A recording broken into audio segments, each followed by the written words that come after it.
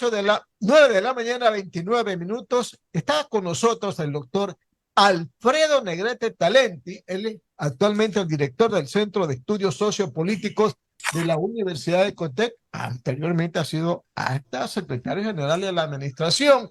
Un saludo muy especial pues a nuestro distinguido amigo, el doctor Alfredo Negrete. Y de entrada, para ver cuál es su opinión, doctor, cuál es su análisis del resultado electoral de ayer. Por favor, doctor, buenos días. Muchas gracias y saludos para todos ustedes. Estamos todavía en el proceso inicial de la asimilación, más que de los datos que no están absolutamente en duda, de los escenarios que se van a dar. Dentro de estos escenarios hay básicamente tres. El primero es la administración que tiene que desarrollar el gobierno hace horas electo. Primera cosa. En segundo lugar, la proximidad de las elecciones del 2025. Y en tercer lugar, ¿qué temas corresponderán a este escenario inmediato y qué temas corresponderán ya a una programación política más calmada y más estratégica a partir del 2025? El día de ayer nos dejó algunas sorpresas y al mismo tiempo algunas ratificaciones. Empecemos por lo segundo. El país, se quiera o no se quiera, está polarizado en dos corrientes.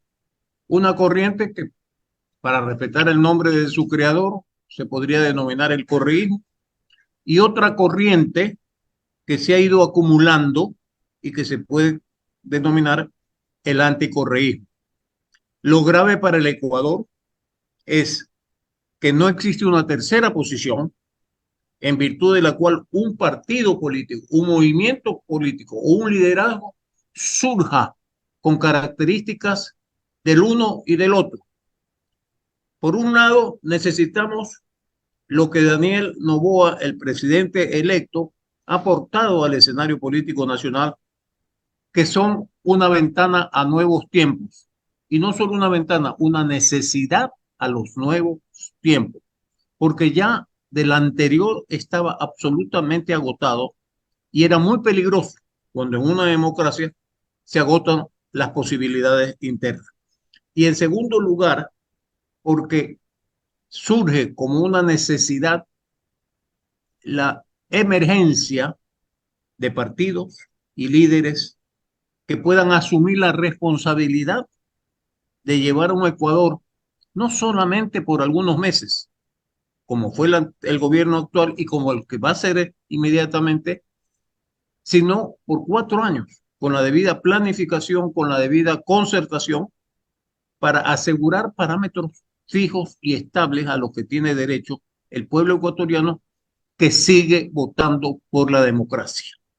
Esto es importantísimo y yo creo que la gran tarea del presidente electo es gobernar con muchas dificultades, con muchas limitaciones, pero al mismo tiempo no perder la vara o la batuta de su éxito, ser el líder de nuevos tiempos y lograr desarrollar un entusiasmo en la ciudadanía como lo ha logrado para este resultado que ha obtenido. Doctor, es muy probable que estemos cerca de un recambio generacional político sin precedentes en el Ecuador, ¿verdad? Pero yo le pregunto, ¿verdad?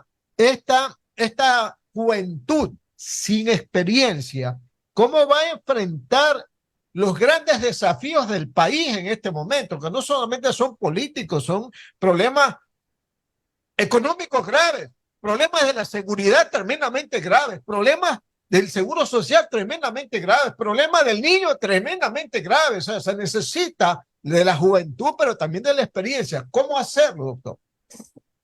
Yo creo que todo gobierno va a tener una mezcla, quizás con más graduación, en este caso a favor de la juventud, porque el otro sector ya se agotó, ya tiene pocas luces, ya tiene mucha edad. Y como cualquier otro gobierno de países que nunca dejan de ser viejos y siempre son jóvenes, como el Ecuador, tienen que, como decía el antiguo español, hacer camino al andar. Y lo que tiene, y es un deber que tiene el señor presidente Noboa, es ese entusiasmo que logró prender en el electorado, que se transforme en una adhesión calculada, meditada, para grandes temas y para grandes objetivos. Esa es una tarea inmediata. Ese es el verdadero sostén que va a tener el nuevo gobierno, porque comprenderá usted que estamos repitiendo otra vez lo que le sucedió al actual presidente, el señor Lasso, cuando asume el poder sin ningún respaldo legislativo. Estamos en la misma circunstancia. Tenemos un parlamento que por un error gravísimo de nuestra estructura constitucional no se eligió ayer al Parlamento, solamente se eligió al presidente de la República. Eso es gravísimo y lo vamos a pagar todos, porque es la fuente y es la siembra de la desestabilización, de la oposición sin remedio. Y es más aún una oposición que va a tener el aliciente de una campaña electoral casi inmediata y en pocos meses.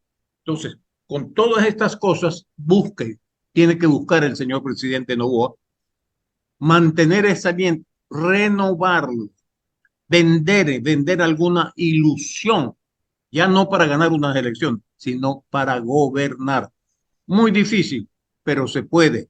Él ha logrado demostrar que como siendo un candidato sin ninguna posibilidad, prendió con un debate en la primera etapa y hoy lo tenemos como presidente electo y reconocido incluso por sus adversarios. 9 de la mañana, 35 minutos, Radio Atalaya y su programa de opinión política, Punto de Vista. Dialogamos con el doctor Alfredo Negrete. Las preguntas de nuestro compañero, el licenciado Julio Osvaldo Ayala Serra. Adelante, Julio. Gracias, Alcides. Doctor Alfredo Negrete, qué gusto de saludarlo. Usted tiene la experiencia, porque usted estuvo dentro del monstruo de la política hace muchos años, como yo, y sabe que muchas veces no es importante hacer tantas cosas, sino hacer una sola cosa bien. De tantas cosas y en tan corto tiempo que va a tener el señor Noboa, ¿qué acción sería fundamental y usted recomendaría que le ponga especial atención el nuevo presidente de la República? ¿Acaso será la educación, la seguridad, la salud, el seguro social, el comercio exterior? ¿Cuál acción recomienda usted, doctor, que se le dé prioridad a uno en este nuevo gobierno? Yo no me separaría del campo político y ensayaría, quizás hasta la necedad, una fórmula cuya expresión es muy simple y que se da en unos países y en otros no. La concertación política. Solo el señor Noboa, solo los que votaron por el señor Noboa no cambian al país. Sí puede abrirse un nuevo horizonte si junto al señor Noboa, con todas las cartas abiertas, se llega a un acuerdo político, como otros países sí lo han podido hacer. Incluso nosotros, el Ecuador, nos olvidamos que hemos tenido dos acuerdos por lo menos muy importantes. A raíz de la famosa Revolución de Mayo, la gloriosa Revolución de Mayo, hubo una concertación política en la cual coincidieron desde los comunistas hasta los conservadores. Coincidieron, y vamos a decirlo con su propio nombre, un golpe de Estado contra Arroyo del Río, coincidieron en traer al doctor Velasco Ibarra y coincidieron en una constituyente para la constitución primero del 45 y un poco más tarde la del 46. Y hay otro momento en que se dio una concertación política y tenemos que recordarle a nuestros jóvenes que han sido actores del proceso del día de ayer, que fue el retorno a la democracia. Fue un acuerdo, fue una concertación entre la jefatura militar o parte de ella, la que no era golpista, la que no era dictatorial, la que sí quería un retorno, y nuevos grupos políticos. Y se llegaron a un procedimiento que terminó en una constituyente, que terminó en una consulta popular si escogíamos la constitución del 45 reformada o escogíamos una nueva. Ese fue un acuerdo impresionante. Fue un acuerdo entre los dictadores del Ecuador que no tienen nada que ver con los espantosos dictadores de otras latitudes, y los nuevos jóvenes políticos que se turnaron por un resultado natural para ejercer el mando de la República, como fue Jaime Roldós, Osvaldo Hurtado, León Febres Cordero, Rodrigo Borja.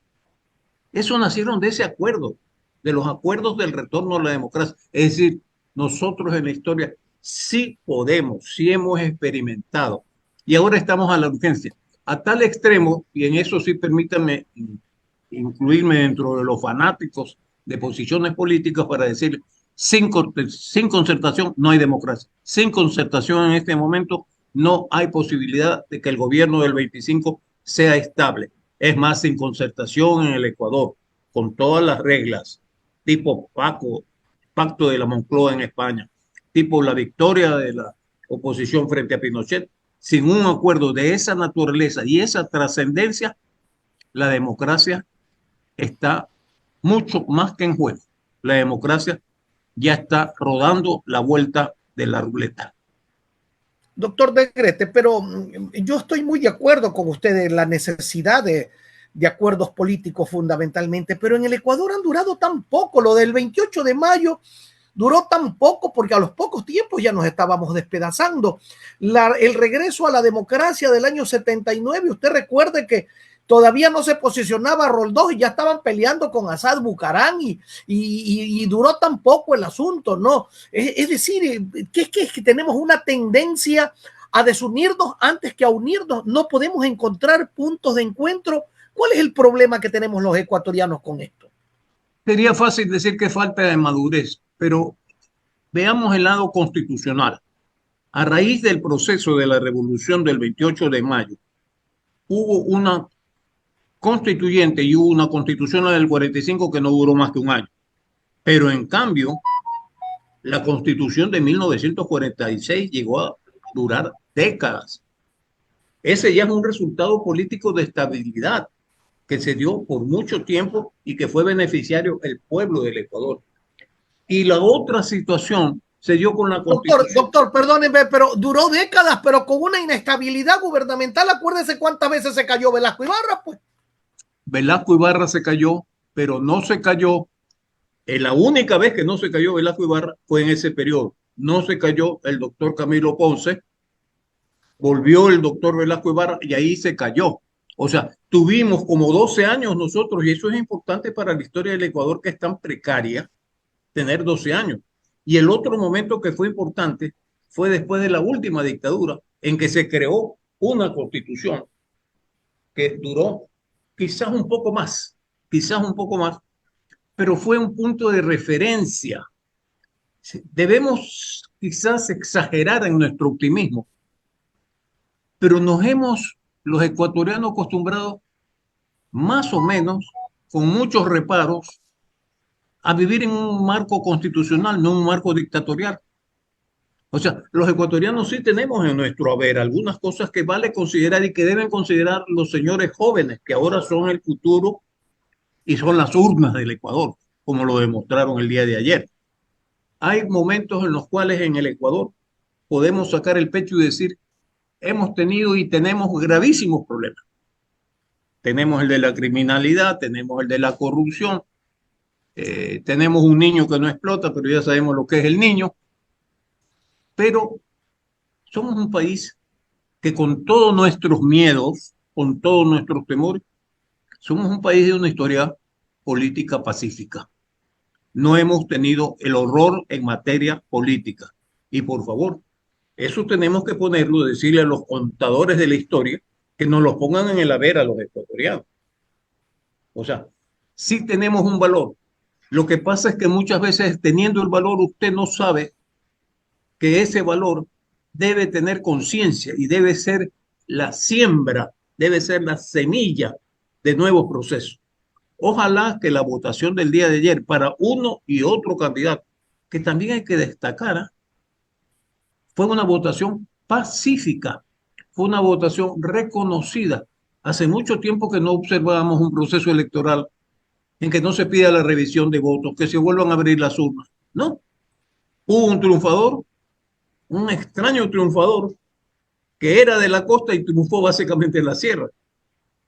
Unas cosas increíbles sucedieron ayer. Voy a poner una cosa exagerada y con todo respeto para los participantes, uno de ellos presidente electo. Yo no sé si el austroecuatoriano conoce al señor Noboa, pero si no lo conoce, votaron abrumadoramente por el señor Noboa. O sea, yo entiendo la votación de Pichincha y sus zonas de influencia como son Cotopaxi y Tungurahua. Entiendo los gravísimos errores que cometieron los partidarios de la otra candidatura y que afectaron muchísimo su imagen en Quito. Y nos explicamos el resultado de Quito y de Pichincha. No nos explicamos, sin embargo, y no nos preguntamos la consistencia del voto costeño. Nos guste o no nos guste, hayamos o no hayamos sido partícipes de esa votación, fue unánime el voto de la costa, unánime para el sector perdedor, así como para el sector ganador fue la sierra, a pesar de que se trataba de un candidato plenamente costeño, identificado con una estructura social plenamente costeña y de altos quilates, y se votó. O sea, tenemos que rescatar que el pueblo ecuatoriano estudió, se impactó y decidió. Y tenemos, como todos, sacar el pecho y decir, y nos guste o no nos guste, llorando o no llorando, hemos respetado el resultado. Gracias, doctor Negrete. Doctor Hugo Landívar Orellana, adelante, por favor. Muchas gracias, Julito. Doctor Negrete, buenos días. Usted ha hablado sobre una nueva forma de hacer política. ¿Usted cree que esta no confrontación es lo nuevo que tiene el Ecuador aquí en adelante? Porque hemos estado acostumbrados, como usted bien lo dijo, a esta confrontación anterior entre uno u otro movimiento o partido, pero parece que las nuevas generaciones esto lo rechazan debido también a la inseguridad que vimos en la calle a diario, ¿no? ¿Cuál es su opinión acerca de esto, doctor? Yo creo que la confrontación es parte de la política. Hay que ver este tipo de confrontación. Una confrontación donde se entran problemas de carácter personal, de carácter familiar. Eso no es confrontación, eso es barbarismo político. Yo creo que la confrontación ideológica y política es fundamental para la democracia, para que en el momento que yo, que no vivo dedicado a la política, voy a votar, haya sido influenciado por el uno o por el otro, y luego de recibir esas influencias, yo decido y yo voto. Eso es fundamental. Y otra cosa, debemos entender lo que le dije al principio. La confrontación es base de la política. En el momento que no hay confrontación, yo me atrevería a decir que lo que hay es dictadura. Pero ¿usted cree que el presidente Noboa, yo no creo que vaya por esa línea? Hemos visto unos discursos, hemos visto un debate totalmente distinto a lo que estábamos acostumbrados antes, doctor. Sí fue absolutamente distinto, fue novedoso, y tanto y uno de los finalistas no cayeron en la confrontación directa, sino de lado. Hoy las cosas cambiaron, se cerraron las urnas, se proclamó un ganador y hay que posesionarlo. Y quedan 14, 15 meses que tiene que administrar un país difícil, en plena campaña electoral, sin partidos políticos, sin liderazgos y con una juventud y con una población que quiere cambios y que lo que más necesita son guías, guías que porten Claro. principios de una naturaleza. ¿Usted cree? Sí, sí, Yo voy a poner un ejemplo por favor. que fue el caso de Jaime Roldós. Jaime Roldós llegó de manos del CFP dominado por don Assad Bucarán. Pero Jaime Roldós era más que el CFP, era más que Assad Bucarán. Era un mensaje de la juventud, fue un triunfo de la juventud arrollador, a tal punto que quisieron boicotear el triunfo de Roldós entre la primera y la segunda vuelta. Fue la primera y segunda vuelta más distante entre la una y el otro. Era un mensaje alentador. Este es un caso, ojalá, tiene horas recién de ser electo, que él pueda, además de ganar y de triunfar, gobernar manteniendo por lo menos espacios de diferencia que identifique a unos y contradiga a los otros, para que podamos nosotros diariamente estar discutiendo cómo vamos a vivir con el crimen y cómo vamos a solucionar el déficit fiscal y estar permanentemente presente y estamos en la víspera de una guerra mundial o no. Eso tenemos que discutirlo, no la Cancillería, tenemos que discutirlo los ecuatorianos, los ciudadanos, somos parte, somos ciudadanos del mundo. Y eso solamente lo puede empujar y liderar un presidente. Sí, doctor. Otra pregunta. ¿Usted cree que debería haber una consulta popular en los primeros 100 días o no? Mire, yo tengo una vía que, si estoy equivocado, espero que mis colegas juristas me hagan la corrección correspondiente, que se puede avanzar mucho sin llegar en tan corto tiempo a una consulta popular y sin llegar a una constituyente, que son las enmiendas. Las enmiendas fue una incorporación absolutamente fuera del cuerpo natural de nuestra historia constitucional que se introdujo en la Constitución del 2008, pero que la enmienda tiene algunas rendijas, discúlpeme la expresión tan... Se le fue la señal Sí, al tuvimos doctor. algún problema en la señal del Zoom con el doctor Alfredo Negrete. Lamentablemente estamos en la entrevista con el Esperemos que la pueda recuperar pronto, cuando son las 9 de la mañana con 50 minutos, 9 con 50 minutos. Y en el territorio insular de Galápagos, las 8 con 50 minutos, estamos dialogando con el doctor Alfredo Negrete. Ahí parece que sí. Sí. Ahí sí. Bueno. Continuamos contigo, Andrés. Sí, el día viernes también tuvimos, ¿se acuerdan? Un pequeño, cuando conversábamos con el doctor Negrete, y que lo invitamos, también hubo una pequeña, que se congeló su imagen y luego lo recuperamos sin mayor inconveniente, ¿no? Son cosas que a veces pasan y que esperemos como dicen, se reconecte el Zoom. En todo caso, muy interesante aquello. Oiga, yo no sé si mientras retomamos la conexión vía internet, vía virtual, telemática con el doctor Alfredo Negrete Talenti, que fue exsecretario general de la administración y también en el gobierno de Jaime Roldós y exsecretario general de comunicación en el gobierno de el doctor Gustavo Noboa Bejarano, editorialista del diario El Comercio por mucho tiempo.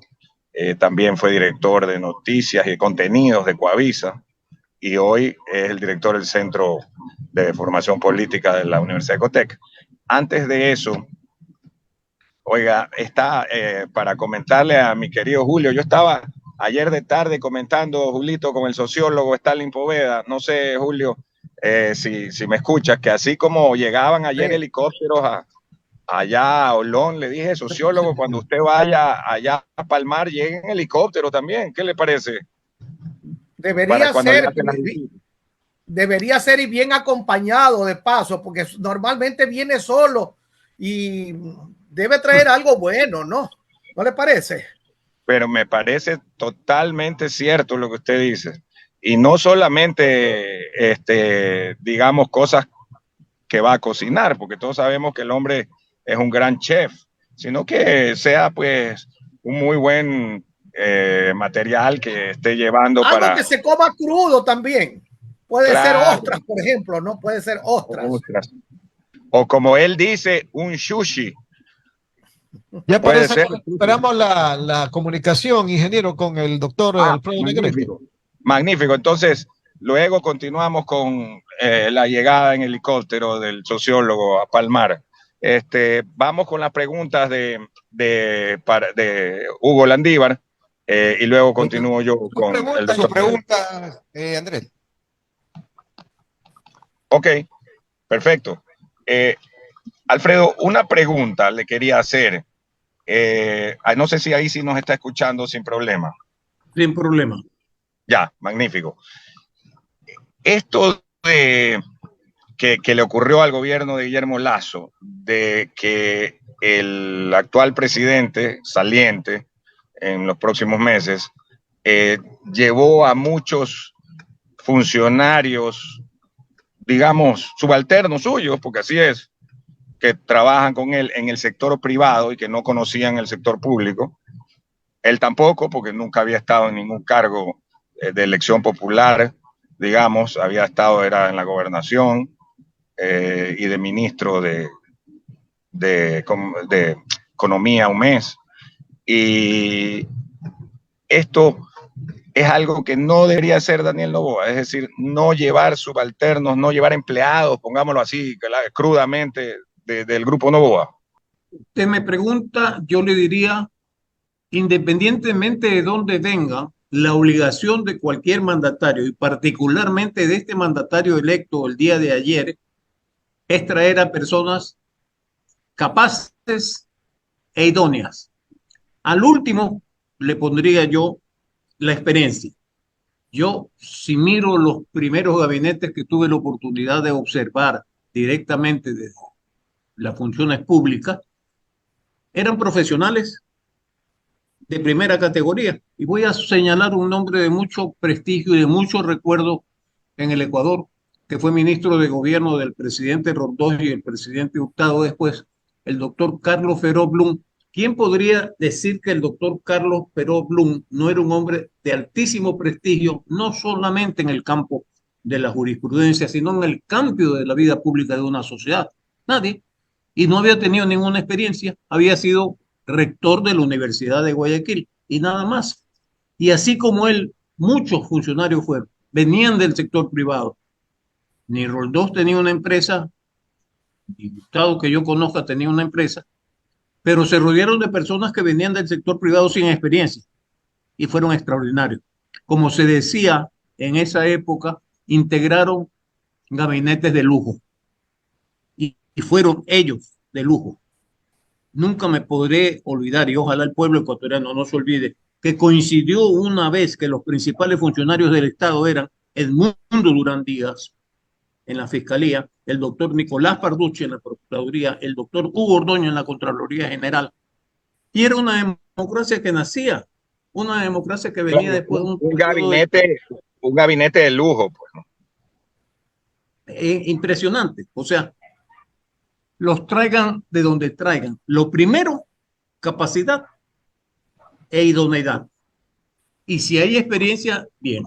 Pero ya en este instante, en la época de las tecnologías, en lo que acabamos de observar el día de ayer, que espero que las diferentes facultades de periodismo, de diagramación, se estudie, porque ya pasaron las elecciones, ya no nos importa comentarlo a favor o en contra.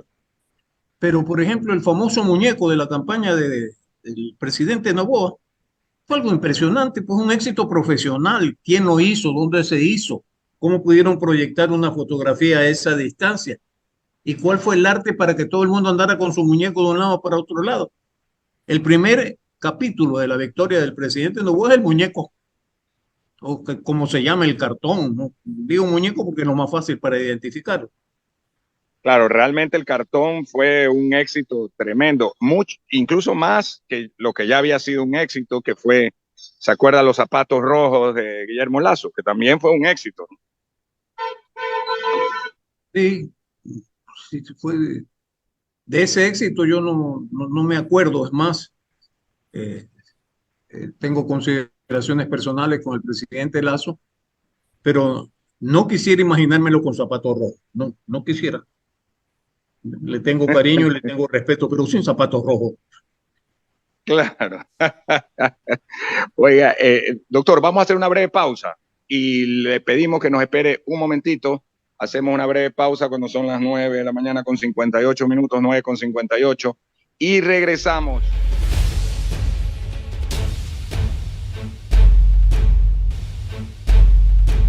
En esta nueva semana esperamos que sea una nueva época con el cambio de presidente joven, que como bien dice el doctor Alfredo Negrete, encarna de alguna manera un cambio generacional, como fue lo del expresidente Jaime Rolós, un tema que encarna un cambio generacional.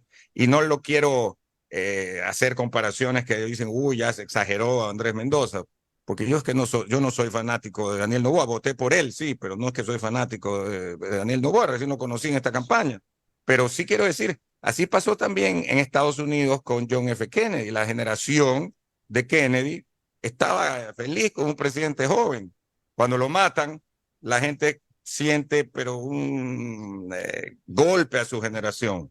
Y volvieron, pongámoslo de esta manera no peyorativa, los viejos a tomar el control en los Estados Unidos. Eso, así fue. Pero bueno, vamos con las últimas inquietudes que Alcidito tenga para el doctor Negrete. Y ya está aquí, listo, con nosotros el vicepresidente del Consejo de Participación Ciudadana y Control Social, el famoso tocayo Andrés Fantoni. Doctor Negrete, ¿cómo explica usted el resultado electoral de Manabí, que sigue votando por el correísmo? No solamente Manabí, si usted examina toda la costa, tiene una uniformidad en su decisión, en su elección. No hay ninguna provincia de la costa que no haya votado por el correísmo. ¿Cuáles serán el motivo? Para mí, hay que examinar bien lo que es una estructura populista en un país latinoamericano como el Ecuador. Ese mismo fenómeno que no se repite en la sierra. En la sierra se dio una situación muy curiosa, que fue electo una persona cuyas referencias costeñas eran indudables. Sin embargo, ganó en el Austro. Y dije hace un momento, a lo mejor el Austro ni conocen directamente al señor Noboa, ni Noboa conoce al Austro, pero votaron por el señor Noboa. Pichincha, que ahí hay otro fenómeno. Quito fue testigo de un desbarajuste que se dio en el Consejo de Participación. Quito, para mí, tomó distancias, no revancha, distancias con la candidatura correísta, porque se resulta muy difícil entender que teniendo un alcalde de primera línea del correísmo, como es el señor Pavel Muñoz, teniendo una prefectura, pierdan de la forma que han perdido en Pichincha. O sea, uno puede justificar el Guayas, porque el Guayas viene con esa votación permanente a favor de un movimiento populista como lo ha sido a lo largo de la historia, como lo fue con el CFP, como lo fue con el velasquismo, como lo fue con el socialcristianismo, con Abdalá Bucarán. Esa es una tradición de los votos marginales mayoritarios de la ciudad de Guayaquil. Entonces, a su pregunta, yo observo que la votación fue sorpresiva, sí, pero tiene antecedentes. Y no solamente Manaví. Mire, Los ríos, mire ¿no? todos los ríos, Esmeralda, Santa Elena, El Oro, todos. El oro no. ¿Por qué? El oro no, El oro, el oro ganó Noboa por poquito. Sí. Por poco. ya, bueno. Ok, pero entonces la mayoría de la costa pesada en cuantitativamente, estuvo con el correísmo como ha estado en las últimas votaciones. Sí, muy interesante lo que dice el doctor Alfredo Negrete. Y lo de la sierra, para votación seccional, ganan en Quito la alcaldía y la prefectura en Pichincha, los correístas. En cambio, para la elección nacional, no ganan, no solo que no ganan, sino que le gana largo Daniel Noboa. 60-39. 2-1. 2-1. Y usted nos decía que eso, ¿cree usted que tiene que ver con el desbarajuste de qué le parecía este problema? Sí, el desbarajuste que se fue testigo Quito directamente en una ciudad que es muy institucional porque tiene las instituciones del Estado están ahí como capital de la República. Y obviamente el Consejo de Participación ha sido un centro de confusión política, institucional, jurídica, bárbara. Y Quito fue testigo de eso. Y a lo mejor la decisión ciudadana de Quito respondía a una interpretación de lo que sucedió y no a otra interpretación. Resultado. Claro, y que no quieren correísmo, digamos, que se tome el poder, así. Así es, cuando en las elecciones provinciales habían ganado el correísmo. Lo de la SUAY sí no lo entiendo. Lo de Azuay es llamativo, como usted dice. ¿Sí? 60-40. Así es, 58.97 con 41.03. Muy bien, Alfredo, le agradecemos mucho y lo vamos a estar molestando. Nos ha dado muchas luces, tanto el viernes, como decir, en el pre-elección, como hoy en el post-elección. Un abrazo y buen día. Muchas gracias. Buenos días. Oiga, tengo aquí una información de última hora que el presidente electo, podemos decir ya que el presidente electo Sí, va a nombrar a Galo Iván Carminiani como nuevo secretario general de comunicación. Bueno, eso era previsible, ¿no? cantado. Cantado era. Pero este será un secretario de comunicación con poder, no como la actual, por ejemplo, que ni habla. Sí, pues. Ni me Sí, acuerdo pues, cómo se llama. Nadie sabe, ni se acuerda cómo se llama. Yo, porque una vez me dijo el propio presidente Lazo en una reunión que tuvimos con radiodifusores, nos dijo, Wendy se llama, pero el apellido no recuerdo. Reyes. Reyes, nos dijo que era politólogo graduado en George Pero Washington. que nunca ha hablado, pues. Ella es recomendada de Fabián Corral. No ha hablado nunca, Nunca habló, ni para decir buenos días hoy. nunca. Desde el mes de abril creo que está. Nos vamos a ir a la pausa. Pausa, nos toca todavía una más y regresamos